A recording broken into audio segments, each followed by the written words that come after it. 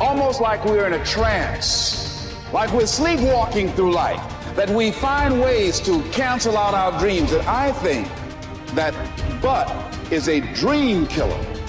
That a lot of things that we want to do, a lot of places we would like to go, a lot of things we would like to experience, and we just stop at but.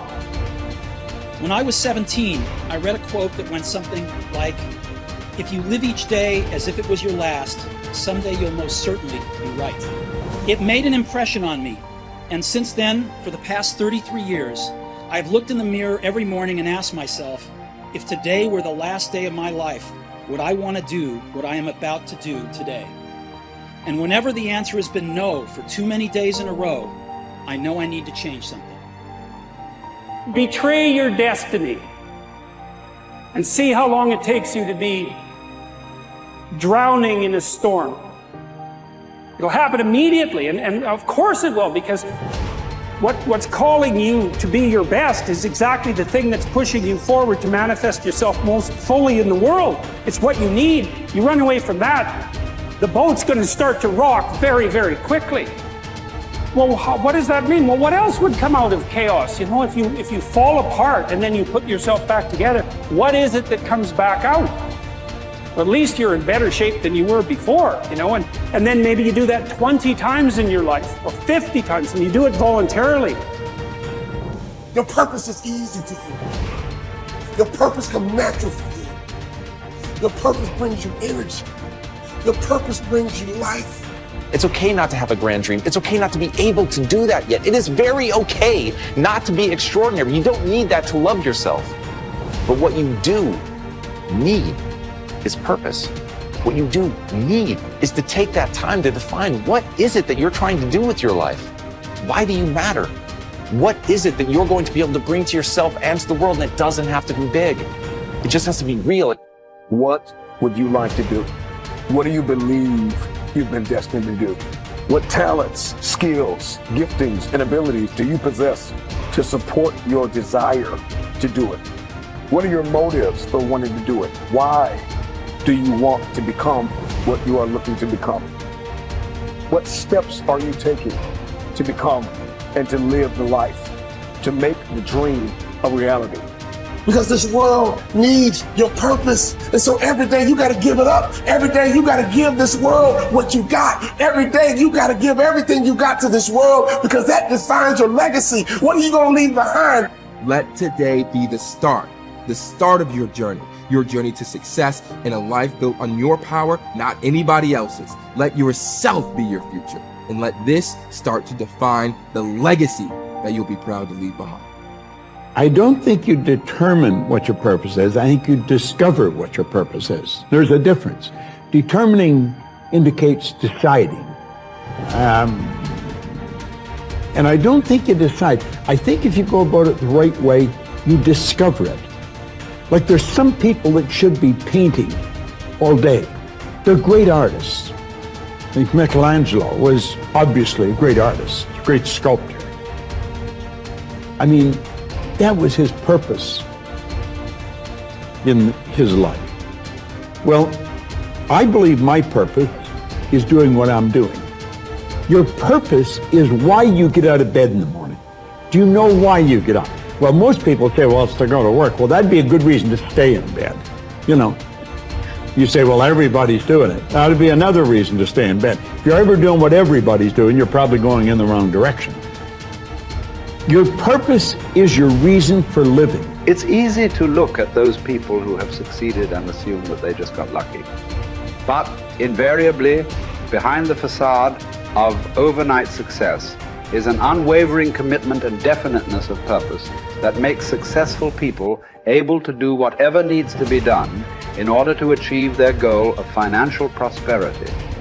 Whether your dream is to become a famous dancer or to become free of financial worries, you must set that goal as your definite major purpose and refuse to allow anything to pull you from that course.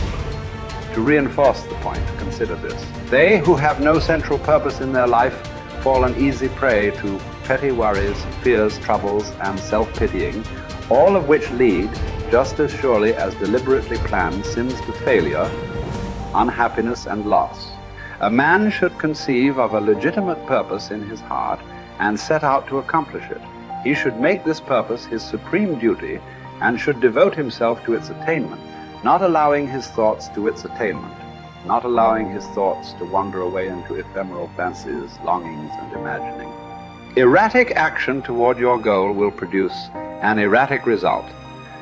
Arkad reminds us that willpower is but the unflinching purpose to carry a task you set for yourself to fulfillment. If I set for myself a task, be it ever so trifling, I shall see it through. How else shall I have confidence in myself to do important things? What is it that you most want to achieve? Whatever it is, decide your goal and remind yourself of it every day as soon as you wake up. Make everything you do lead to that outcome. Winners are people with definite purpose in life. Take action. Lack of decision-making skills is near the head of the major causes of failure. So if not knowing what your definite major purpose causes obvious challenges toward its attainment, then changing your mind every 5 minutes about the target comes a pretty close second. After all, how can the invisible forces of the infinite intelligence mobilize to convert emotionized thought into reality if you keep changing your mind? Procrastination, the opposite of decision. The opposite of decision is a common enemy which practically every man must conquer. Procrastination is motivated by shame.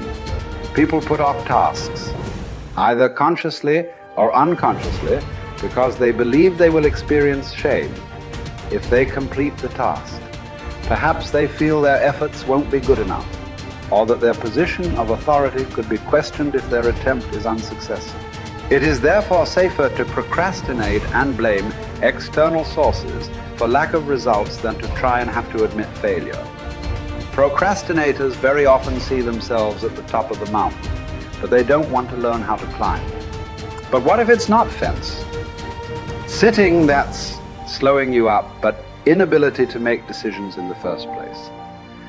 It has been thought that those that make decisions quickly are working on some sort of sixth sense, and certainly.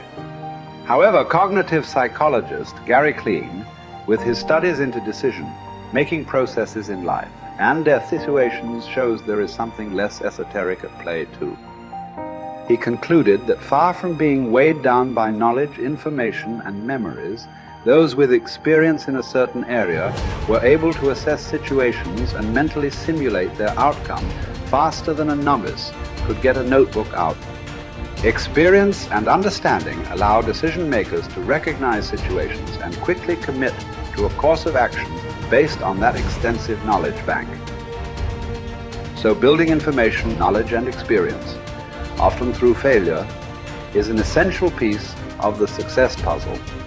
There is no more miserable human being than one in whom nothing is habitual but indecision. Take full responsibility for your life. Accept where you are and the responsibility that you're going to take yourself where you want to go. Someone said we have two primary choices in life. We can either accept conditions as they exist, or we can take the responsibility to change them. See, a lot of people want to exempt themselves from taking responsibility. All they want to do is talk about the problem. Every time you see them, they'll tell you their story over and over and over and over again. No. You want to take responsibility for your life. I got me here, I can get me out of this. And I'm getting out. I'm not going to be a volunteer victim. George Bernard Shaw said there are two kinds of people in life. You know, he said those that make things happen, those that watch things happen, and those that don't know what happened. And he said the people that get along in this life look around for the circumstances that they want, and if they can't find them, they make them. They create them. So part of beginning to get unstuck, you've got to decide that the behavior pattern that you have adopted doesn't work for you. You've got to change your strategies, and changing your strategy means reinventing your life. Recreating you, and you have the power to do that. You can decide that you're going to change, that you're not going to be a wimp. You can decide that I'm going to live each day as if it were my last. You have the power to make that decision. You can decide I'm going to work on myself and develop myself. I'm going to empower me And all of these things that are happening to me right now, they're just temporary inconveniences. They're not stronger than I am. I'm in charge here.